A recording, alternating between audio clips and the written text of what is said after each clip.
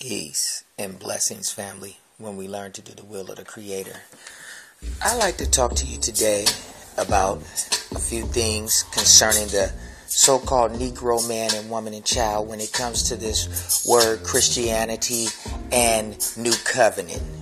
You see, I was talking to a so-called Negro the other day, and I started talking to him about how we should be obeying the laws, statutes, and commandments of the Most High.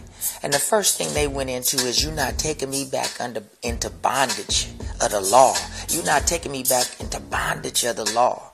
And I just looked at them and I said to myself, they don't know that they still in bondage, not doing the law. They don't know that they still in captivity. You see, the Creator told us in Joshua 1, chapter 1, verse 8, that if we obeyed his law, statutes, and commandments, we would have good success. But following your Christ, he told you you would be persecuted for his name's sake. Why? Because the New Testament is nothing more than a slave manual, how to control a slave. You see, if I make you think that worshiping something that you're not supposed to be worshiping is good, and because you're going to worship this thing, you're going to be persecuted for it, doing it is good, then I'm controlling your mind. You see, if we're in idolatry, which following this Christ is idolatry, then the Most High Creator already told us he was going to punish us for it.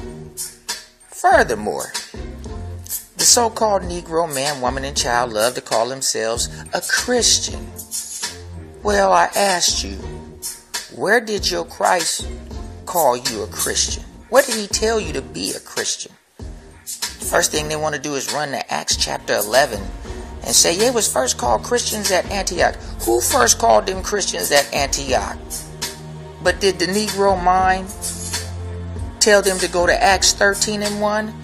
And look and see that they was first called nigger at Antioch? Yes, nigger at Antioch. Acts 13 and 1. Peter was called a niger. The etymology of that word is nigger. Niger, nigger. Yes, they called you nigger. See, that's the byword of an Israelite. Yes, Deuteronomy 28 tells you that you would be called different bywords. You would have a yoke of iron put on your neck. You would be led into a different strange land and made to serve those that hate you, your enemies. That is the plight of the so-called Negro man and woman. Well, most will say, that's Old Testament. We in the New Covenant. And then I always have to ask them, what is the New Covenant? And that's what I get, a blank look, a blank stare, silence. You see, the New Covenant is about doing the law, statutes, and commandments and having no one to teach you to do them. Jeremiah 31:31. And if you want the plagiarized version, go to Hebrews 8:8 and start reading down to verse 11. See, it still goes back to the laws, statutes, and commandments of the Creator. We're not in a new covenant. We're still living the curses of the law of Deuteronomy 28. This is how you know who's the Israelite. Look at the stats of the facts, or the facts of the stats. Peace and blessings, family, when we learn to do the will of the Creator.